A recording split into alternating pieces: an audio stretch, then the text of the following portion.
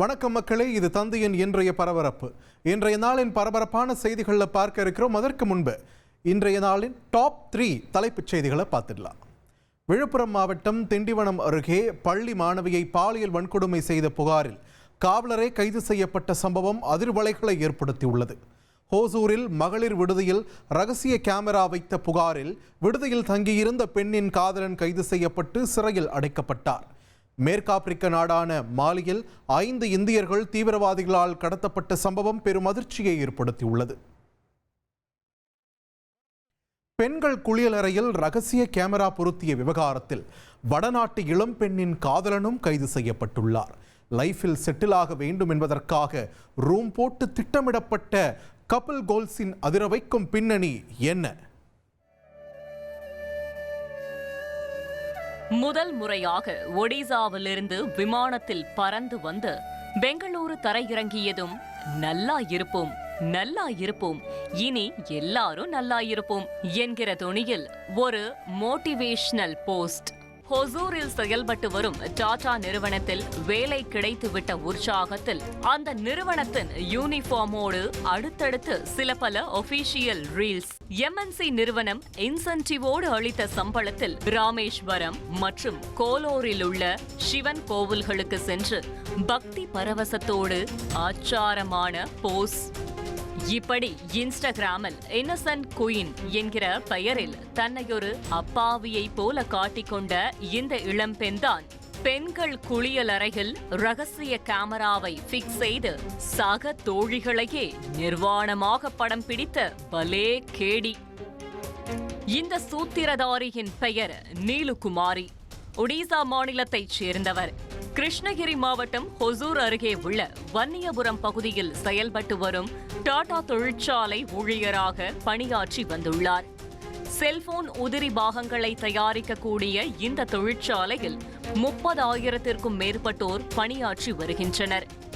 இதில் வடநாட்டு பெண்களே அதிகளவில் வேலை பார்ப்பதாக சொல்லப்படுகிறது.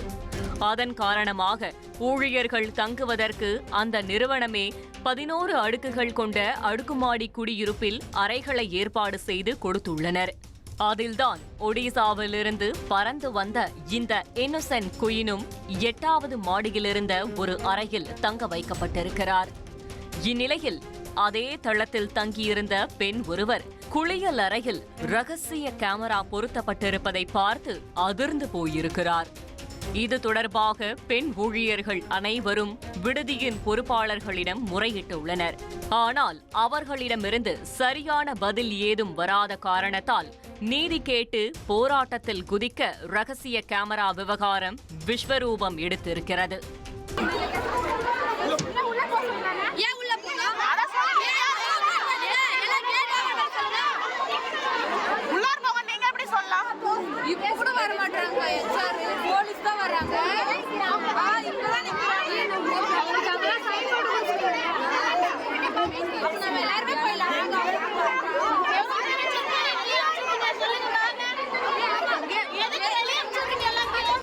காவல்துறையினரின் முதற்கட்ட விசாரணையிலேயே இன்னசென்ட் குயின் வசமாக சிக்கி இருக்கிறார். அதோடு அந்த விடுதியில் வேறு எங்காவது ரகசிய கேமராக்கள் பொருத்தப்பட்டுள்ளதா என்பதை கண்டறிய டெல்லியிலிருந்து ஸ்பெஷல் டீமை இறக்கி சோதனை மேற்கொண்டுள்ளனர். மற்றொரு புறம் மாட்டிக்கொண்டோமே என நீலிக்கண்ணீர் வடித்துக் கொண்டிருந்த நீலுகுமாரியிடம் கிடுக்குப்பிடி விசாரணை மேற்கொண்டிருக்கிறார்கள். அப்போது அவர் தன்னுடைய காதலன் சந்தோஷ்குமார் சொல்லிதான் இப்படி செய்ததாக விசாரணை அதிகாரிகளிடம் தெரிவித்துள்ளார். அதன்படி கடந்த அக்டோபர் மாதம் 19ஆம் தேதி இருவரும் பெங்களூரில் உள்ள ஹோட்டலில் ரூம் போட்டு இந்த திட்டத்தை தீட்டியதாக அவர் வாக்குமூலம் கொடுத்துள்ளார். இதையடுத்து சந்தேகத்திற்குரிய சந்தோஷ்குமாரை விசாரணை வளையத்திற்குள் கொண்டு வந்தபோது அவர் நீலுகுமாரி தெரிவித்ததை மறுத்துள்ளார். சயின்டிபிக் விசாரணையிலும் சந்தோஷ் அக்டோபர் 19ஆம் தேதியன்று ஒடிசாவில் இருந்தது உறுதியாகி இருக்கிறது. இன்ஸ்டாகிராம் பயோவிலேயே டிராமா குயின் என நீலுகுமாரி பதிவிட்டு இருந்ததால் சுதாரித்துக் கொண்ட போலீசார் உண்மையை கறப்பதற்காக அவரின் அந்தரங்கங்கள் அடங்கியிருந்த செல்போன் தொடர்புகளை அலசி ஆராய்ந்தபோது ஒரு கணம் அடேங்கப்பா என ஆடி போயுள்ளனர். ஆம், இந்த இன்னசென்ட் குயின் ஒரே நேரத்தில் சந்தோஷ் குமாரிடமும் பஞ்சாபை சேர்ந்த ரவி பிரதாப் சிங் என்பவரிடமும் டுயல் சிம் போட்டு காத்து வாக்குல 2 காதலில் ஈடுபட்டுள்ளார்.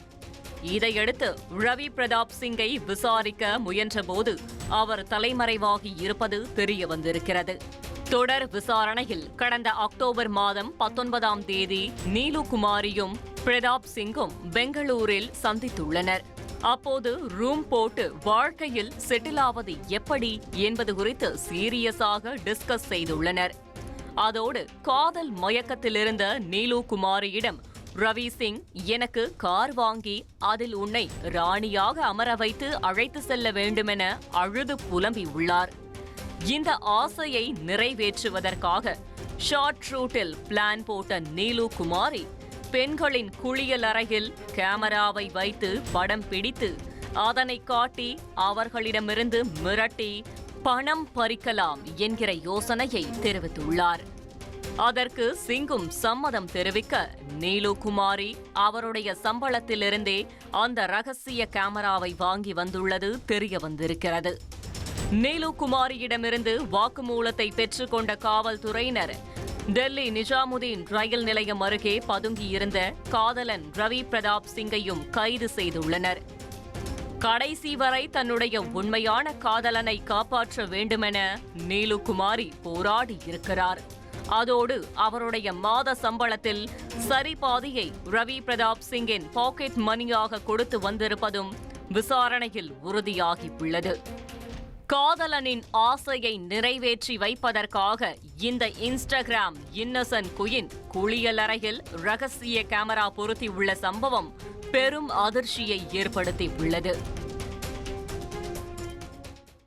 விழுப்புரம் மாவட்டம் வானூர் அருகே 10ஆம் வகுப்பு மாணவியிடம் பாலியல் சீண்டலில் ஈடுபட்டதாக பிரம்மதேசம் காவலர் இளங்கோவை திண்டிவனம் மகளிர் போலீசார் கைது செய்து கடலூர் மத்திய சிறையில் அடைத்தனர். ஆண் நண்பருடன் சென்ற மாணவியை ரோந்து பணியில் ஈடுபட்டிருந்த காவலர் இளங்கோ பிடித்து ஆண் நண்பரை வீட்டிற்கு அனுப்பி வைத்துள்ளார். இதன் பிறகு மாணவியை காவல் நிலையம் அழைத்துச் செல்வதாக கூறி இருசக்கர வாகனத்தில் அழைத்துச் சென்ற காவலர் மாணவியிடம் பாலியல் சீண்டலில் ஈடுபட்டதாக தெரிகிறது. பைக்கிலிருந்து கீழே குதித்து விடுவேன் என மாணவி எச்சரித்ததை தொடர்ந்து காவலர் பேருந்தில் ஏற்றி மாணவியை வீட்டிற்கு அனுப்பி வைத்துள்ளார். பின்னர் மாணவி நடந்தவற்றை பெற்றோரிடம் தெரிவித்த நிலையில் திண்டிவனம் மகளிர் போலீசார் போக்சோ சட்டத்தின் கீழ் வழக்கு பதிவு செய்து காவலர் இளங்கோவை கைது செய்தனர். கும்மிடிப்பூண்டியில் வீட்டின் அருகே உள்ள குளத்தில் மூழ்கி 1.5 வயது பெண் குழந்தை உயிரிழந்த சம்பவம் சோகத்தை ஏற்படுத்தியுள்ளது. திருவள்ளூர் மாவட்டம் கும்மிடிப்பூண்டி அருகே உள்ள பெரிய சோழியம்பாக்கம் கிராமத்தைச் சேர்ந்த சிறுமி தர்ஷினி வீட்டின் அருகே விளையாடி கொண்டிருந்த போது அருகே உள்ள குளத்தில் தவறி விழுந்து நீரில் மூழ்கி உயிரிழந்தார். இதுகுறித்து போலீசார் வழக்கு பதிவு செய்து விசாரணை நடத்தி வருகின்றனர். மெரினா பீச்சில் ஆட்டோ டிரைவர் ஒருவர் அடித்து கொலை செய்யப்பட்ட சம்பவத்தில் போலீசார் கல்லூரி மாணவன் உட்பட 2 பேரை கைது செய்துள்ளனர். தாயுடனான கள்ளக்காதலை கைவிட மறுத்ததால் மகன் ஆடிய கோரத்தாண்டவம் இது. சென்னை மெரினா கடற்கரை. சேர்ந்த காதல் சேராத காதல் என எத்தனையோ காதலர்களை இந்த கடற்கரை பார்த்திருக்கும். ஆனால் அன்று ஒரு விபரீத காதல் ஜோடி இந்த கடற்கரை மணலில் கொஞ்சி குழாவியதால் ஒரு கொலையே நடந்திருக்கிறது. சம்பவத்தன்று 35 வயது மதிக்கத்தக்க ஒரு நபர் சென்னை மெரினா கடற்கரை மணல் பரப்பில் இரத்த காயத்துடன் உயிருக்கு போராடி கொண்டிருப்பதாக காவல்துறையினருக்கு தகவல் கிடைத்துள்ளது. உடனே சம்பவ இடத்திற்கு விரைந்த போலீசார் கடற்கரை அருகே நடுத்தர வயதுடைய நபர் பின்பக்க தலையில் பலத்த காயத்தோடு கிடப்பதை பார்த்துள்ளனர். இதையடுத்து அடையாளம் தெரியாத அந்த நபரை மீட்டு சிகிச்சைக்காக ராயப்பேட்டை அரசு மருத்துவமனையில் அனுமதித்துள்ளனர். ஆனால் சிகிச்சை பலனின்றி அவர் பரிதாபமாக உயிரிழந்துள்ளார். நடந்திருப்பது கொடூர கொலை என உறுதி செய்த போலீசார் இறந்த நபரின் உடைமைகளை சோதனை செய்துள்ளனர். அப்போது அந்த நபரின் சட்டை பையில் ஒரு ATM கார்டு இருந்துள்ளது. அதை வைத்து விசாரித்ததில் கொல்லப்பட்டவரின் முழு பயோடேட்டாவும் ரிவீல் ஆகியுள்ளது. உயிரிழந்தவர் கீழ்ப்பாக்கம் சாஸ்திரி நகரைச் சேர்ந்த 33 வயதான அந்தோணி. ஆட்டோ டிரைவராக வேலை பார்த்து வந்தவருக்கு திருமணமாகி ஒரு பெண் குழந்தையும் உள்ளது. இந்த நிலையில்தான் அந்தோணி கொடூரமாக கொலை செய்யப்பட்டுள்ள சம்பவம் அவரது குடும்பத்தினரை பெரும் அதிர்ச்சியில் உறைய வைத்திருக்கிறது. காவல்துறையினர் சம்பவ இடத்தின் அருகே கிடைத்த சிசிடிவி காட்சிகளை ஆய்வு செய்துள்ளனர். அதனை அடிப்படையாக கொண்டு கல்லூரி மாணவன் ஆகாஷ், ஜிம் பயிற்சியாளர் ஷாம் ஹெல்கன் ஆகிய இருவரையும் சந்தேகத்தின் பேரில் கைது செய்து விசாரித்துள்ளனர். அதில்தான் ஆகாஷின் தாயுடன் ஏற்பட்ட கள்ளக்காதலை அந்தோணி கைவிட மறுத்ததால் அவரை அடித்தே கொலை செய்த பயங்கரம் வெட்ட வெளிச்சமாகியுள்ளது. மெரினா கடற்கரை அருகே உள்ள நொச்சிக்குப்பம் பகுதியில் வசித்து வருபவர் மலர்விழி.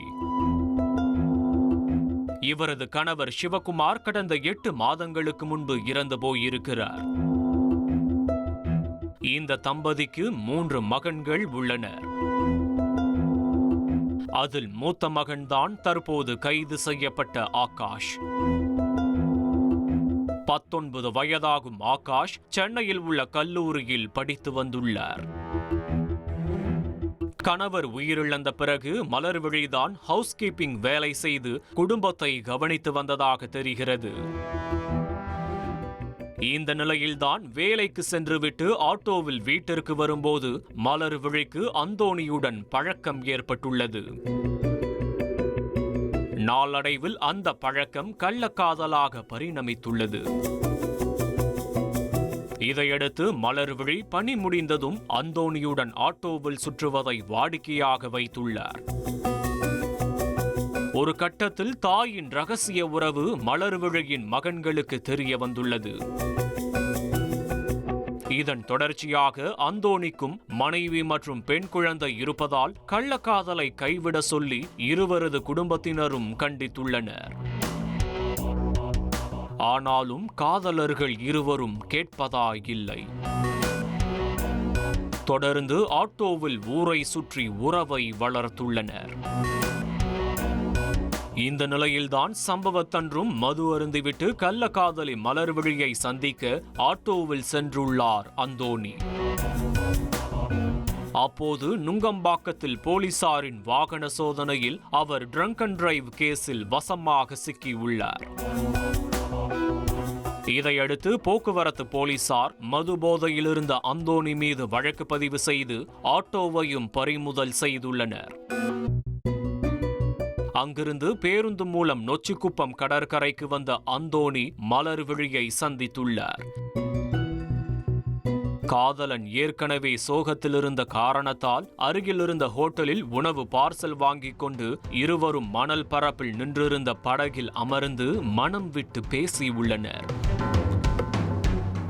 இந்த தகவல் மலர்விழியின் மூத்த மகன் ஆகாஷுக்கு தெரிய வரவே கொதித்து போனவர் தனது நண்பரும் ஜிம் பயிற்சியாளருமான ஷாம் ஹெல்கனை அழைத்துக் கொண்டு சம்பவ இடத்திற்கு விரைந்துள்ளார்.